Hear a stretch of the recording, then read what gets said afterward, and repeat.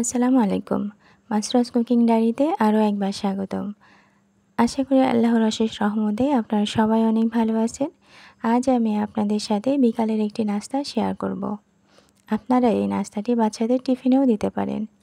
খেতে কিন্তু অসম্ভব মজা ছিল।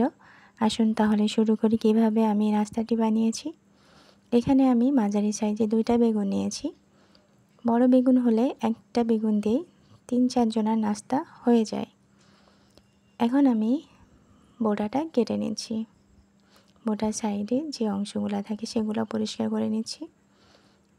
বেগুনটা আমি আগে থেকেই ধুয়ে নিয়েছিলাম। পরিষ্কার করা হয়ে গেছে। এখন আমি এগুলা লম্বা লম্বা করে কেটে নিচ্ছি। ঠিক এরকম করে লম্বা করে কেটে নিয়েছি দেখেন, আর কেমন পাতলা হবে সেটাও দেখে নেন। এখন বেগুনগুলা ম্যারিনেটের জন্য আমি দিয়ে দিলাম স্বাদমতো লবণ আর হলুদের সাথে চিলি ফ্লেক্স মিশিয়ে নিয়েছিলাম, সেটা দিয়ে দিলাম। আপনারা এখানে গোলমরিচও দিতে পারেন, তবে চিলি ফ্লেক্সের স্বাদটা আমার কাছে ভালো লাগে, এই জন্য চিলি ফ্লেক্স দিয়েছি। খুব ভালোভাবে বেগুনের সাথে মিশিয়ে নিতে হবে, তাহলে নাস্তাটা খেতে খুবই মজার হবে। সবগুলা খুব ভালোভাবে মেশানো হয়ে গেছে। আমি এক সাইডে দিয়ে দিচ্ছি। একটা ডিম ভেঙে নিয়েছিলাম, এখন ডিমটা খুব ভালোভাবে ফাটিয়ে নিচ্ছি। একটা ডিমেই কত সুন্দর করে নাস্তা বানানো যায় সেটা দেখবেন আজকে। এক সাইডে রেখে দিলাম। এখন বেগুনগুলা আমি প্রথমে ডিমের মধ্যে চুবিয়ে নিয়ে ব্রেড ক্রামের মধ্যে কোট করে নিব। খুব ভালোভাবে চেপে চেপে, আঙুল দিয়ে চেপে চেপে কোট করে নিতে হবে। দেখেন আমি আরেকটা দেখাচ্ছি। এভাবে কোট করে নিলে খুবই মুচমুচে হয়, ভিতরটা নরম আর বাইরেরটা ক্রিস্পি।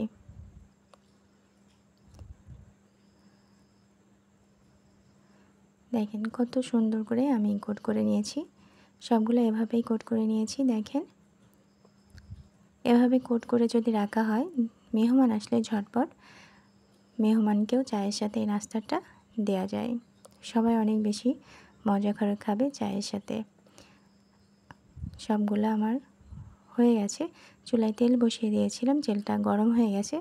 চুলার জাল অবশ্যই মিডিয়াম টু লো আছে রাখতে হবে, নাহলে নাস্তাটা পুড়ে যেতে পারে। সবগুলা দিয়ে দিচ্ছি।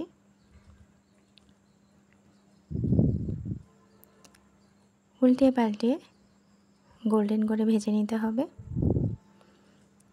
এক সাইড হালকা গোল্ডেন ভাব আসলে আমি উল্টে অন্য সাইড দিচ্ছি।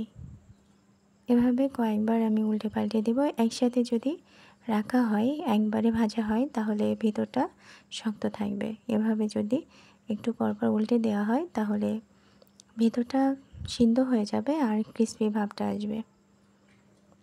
খুব সুন্দর একটা কালার চলে আসছে এই পর্যায়ে। এক সাইড ভালোভাবে ভাজা হয়ে গেছে, অন্য সাইডটা হয়ে গেছে। খুব সোনালি গোল্ডেন একটা ভাব আসছে, আমি উঠিয়ে নিচ্ছি।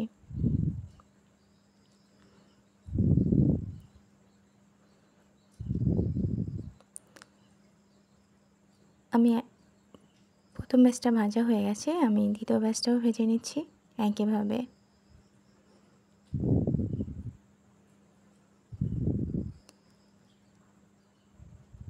এক সাইড হয়ে গেছে, অন্য সাইডটা ভেজে নিচ্ছি। খুব সহজে ঝটপট করে বানানো যায় এই রেসিপিটা, কিন্তু খেতে কিন্তু অসম্ভব মজা। বিকালে চায়ের সাথে খেতে খুবই ভালো লাগবে। যারা খাননি কখনো এটা, অবশ্যই ট্রাই করবেন। হয়ে গেছে, উঠে নিলাম। এখন একটা প্লেটে আমি সার্ভ করে দেখাচ্ছি। দেখেন কতটা লোভনীয় লাগছে। গরম চায়ের সাথে খেতে বিকালে এত মজা লাগবে, না বানিয়ে খেলে বুঝবেনই না। অবশ্যই বেগুনের এই রেসিপিটা ট্রাই করবেন। আশা করি আপনাদের অনেক ভালো লাগবে। আর যদি আমার রেসিপি ভালো লেগে থাকে, প্লিজ ফ্রেন্ডস ফ্যামিলির সাথে শেয়ার করবেন আমার এই ভিডিওটি, এবং লাইক করে দিবেন আর জানাবেন আপনাদের সুন্দর মতামত। ভিডিওর কোনো অংশ যদি ভালো লেগে থাকে, প্লিজ সাবস্ক্রাইব করে পাশে থাকবেন আর পাশে থাকা বেল আইকনটা অন করে দেবেন। আমি একটা ভেঙে দেখাচ্ছি। এটা শব্দ শোনায়। দেখেন, শব্দ শুনলে বুঝতে পারছেন যে কতটা ক্রিস্পি হয়েছে। আমি ভেঙে দেখাচ্ছি।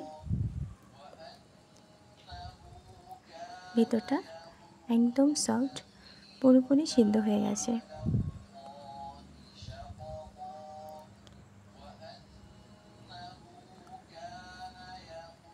এটা খেতে অসম্ভব মজা হয়েছিল। অবশ্যই ট্রাই করবেন এভাবে বানাতে। ছোট থেকে বড় সবাই অনেক পছন্দ করে খাবে। এটা খেতে এতটা মজা। এটা গরম ভাতের সাথে খেতে খুবই মজা, চায়ের সাথে খেতেও অনেক মজা।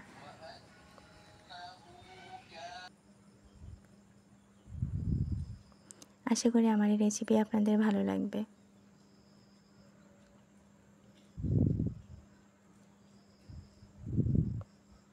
ট্রাই করবেন, কমেন্টস করে জানাবেন কেমন হলো। ভালো থাকবেন, সুস্থ থাকবেন। আল্লাহ হাফেজ।